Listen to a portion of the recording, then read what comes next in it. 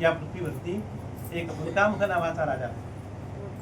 राजा जितेंद्रिय, सत्य बोलणारा, भक्तिमान आणि बुद्धिमान होता.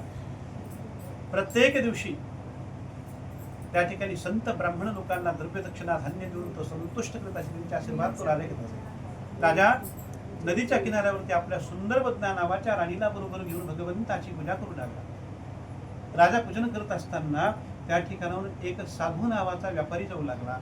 राजाला पूजन करताना पाहिले, राजाला नमस्कार केला. राजाला विचारले, राजा, राजा असताना सुद्धा तू कशाची पूजा करत आहेस? तो म्हणाला, राजा म्हणाला, मला जे राज्य मिळाले आहे, ज्यांच्या कृपेने मला राज्य मिळाले आहे, त्यांचीच मी पूजा करत आहे.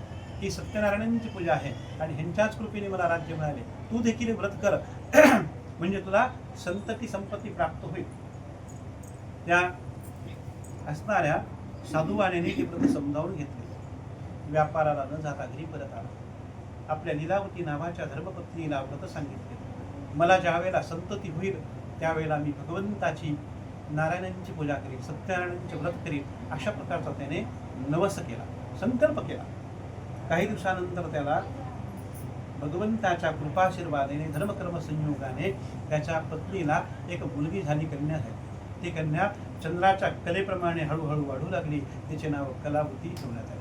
नंतर त्या लीलावतीने आपल्या मालकांना प्रश्न विचारला, महाराज, आपण नवस केलेले भगवंत आपण का करत नाही? त्यावेळेला तो आपल्या पत्नीला म्हणाला, तिचे समाधान करण्यासाठी म्हणाला, आपण आपल्या मुलीच्या लग्नाच्या वेळेला आपण भगवंताचे पूजन करू. आपल्या पत्नीचे समाधान केले. दुसऱ्या गावाला निघून गेला. त्याची मुलगी हळूहळू मोठी होऊ लागली. एक दिवस ती लग्नाला योग्य झाली आहे, उपवर झाली आहे, हे पाहिल्याबरोबर त्याने मित्रमंडळी विचार केला. मित्रमंडळीला विचार करून एक दूत त्या ठिकाणी वर शोधण्यासाठी पाठवला.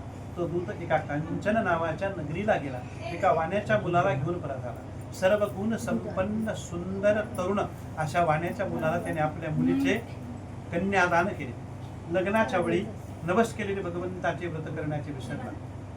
साधुवाणी आणि जावाई या दोघांना चोर समजून किल्ल्यातील कारागृहामध्ये टाकण्यात आले. आम्ही दोघेही चोर नाही असं ते म्हणत होते, परंतु देवाच्या मायेमुळे त्यांचे बोलणे कुणीही ऐकलं नाही.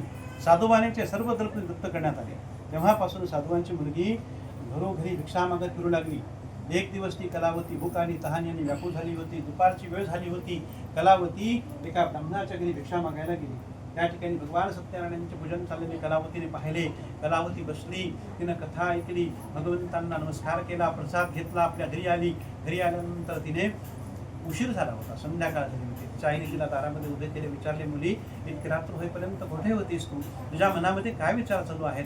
कलावती म्हणाली, आई, एका ब्रह्माच्या घरी सर्व इच्छा पूर्ण करणारे भगवान सत्यनारायणांचे पूजन मी पाहिले आणि म्हणून मला घरी यायला उशीर झाला. मुलीचे वाक्य ऐकल्यानंतर तिच्या आईला आनंद झाला. दोघी मायलेकींनी आपल्या घरामध्ये पहिल्यांदाच भगवंताचे व्रत केले. भगवान व्रताने संतुष्ट झाले. त्या ठिकाणी राजाच्या स्वप्नामध्ये भगवान गेले. राजाला सांगितले, राजा, जे 2 वाणी तो बंदी शाळेमध्ये टाकले आहेत ते सकाळी सोडून दे. राजा, त्यांचे धन घेतले त्यांना देऊन टाक. असे न करशील तर तुझा नाश होईल, असे राजाला स्वप्नामध्ये सांगितले. राजा सकाळी लवकर उठला.